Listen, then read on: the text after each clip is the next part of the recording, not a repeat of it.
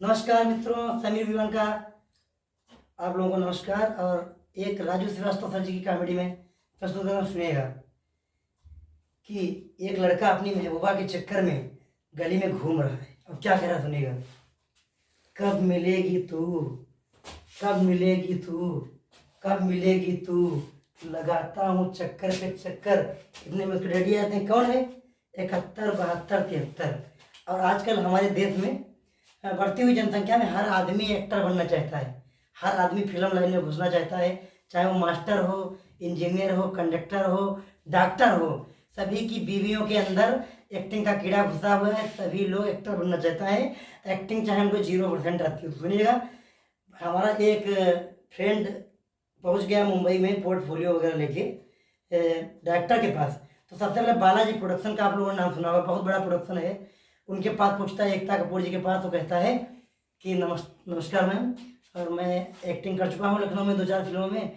आपकी फिल्म आ रही है तो इसमें प्लीज़ मुझको एक मौका दे दीजिए। तो एकता कपूर जी कहती हैं ऐसा है सर, थोड़ा आप लेट हो गए हैं, और हाँ अपना जमा कर दीजिए, अगला ऑडिशन कुछ ही महीनों बाद है हमारा बॉम्बे में, आपको मैं बुलाऊंगी। ठीक, लो जमा कर ली, वहाँ होगी। ठीक है, अगली फिल्म के लिए आप पक्के हैं। दूसरी जगह वो जाता है HR एंटरटेनमेंट में गोरखपुर।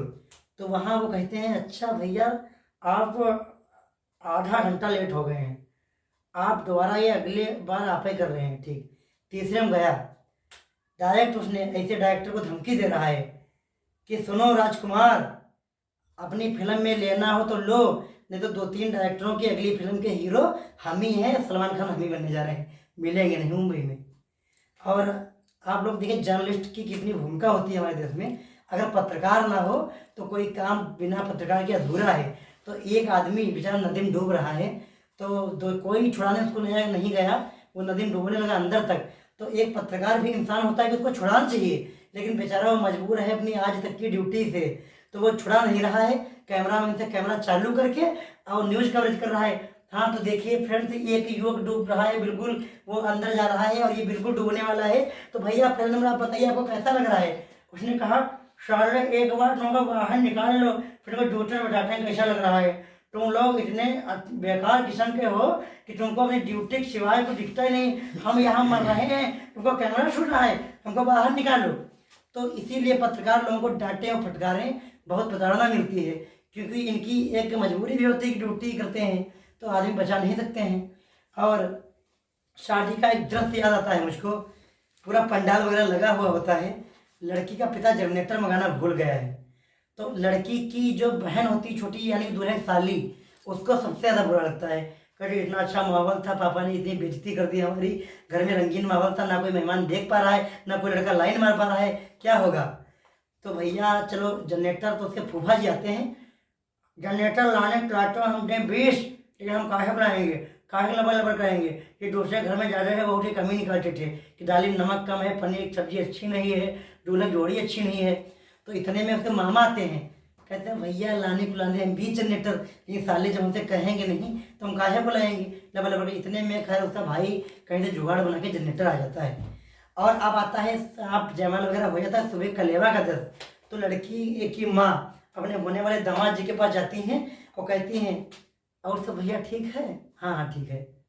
हाँ तो भैया अपनी बिटिया को बहुत ही प्यार से हम पाले हैं, जब हुई थी तो 31 थी। तो दूल्हा कहता हम लोग क्या 31 थे? और भैया अपनी बिटिया को कभी भी हमने मारा नहीं है। तो दूल्हा कहता हम लोग क्या हंटर मार मार के पाले गए हैं? और हमारी बिटिया की 200-250 जगह सगाई हुई, लेकिन कहीं भी इनको किसी ने पसंद ही नहीं किया। अब तुम कर लिया हो तो हिसाब से रखना, छोड़ना नहीं। और हमारी बिटिया लखनऊ KKC विद्यालय में कभी भी अकेले नहीं गई हैं, जब भी गई 4 लड़कों के साथ गई हैं। और हमारी बिटिया जब भी पिकनिक मनाने उत्तराखंड, नैनीताल, मनाली गई हैं तो हमेशा बिस्तर पे अकेले नहीं सोई हैं, जब भी सोई 4 लड़कों के साथ सोई हैं।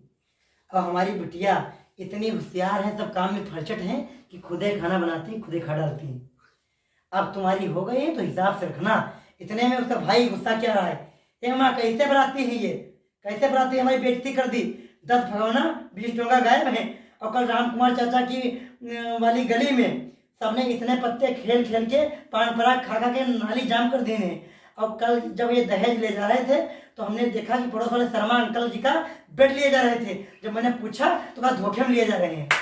और साला कहता है दिमाग खराब कर दिए हैं। 50 बराती थे, रात में 4 बार पुलिस आई है, 25 बराती तिहाड़ जेल में बंद है। तो इतने में उसका बाप आता है, रुलासा हुआ।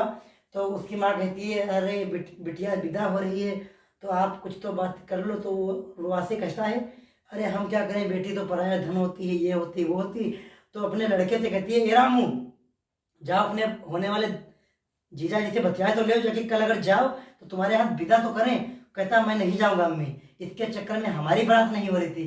साला मैं 35 साल का हो गया हूँ, हमारे जितने भी साथ के फ्रेंड थे उनके 4-4 6-6 बच्चे हो गए हैं। और जिस घर में मैं जाता हूँ 2-4 बच्चे हमारी गोद में फेंक दिए जाते हैं कि मामा आ गए, मामा आ गए, मामा आ गए। साला पूरा ब्रह्मांड का ठेका क्या हमने मामा का ले रखा है। तो फिर ये होता है। और जो 4-6 लौड़ियाँ नाच रही थी शादी में आगे, उनके साथ हमारी बात चलाओ।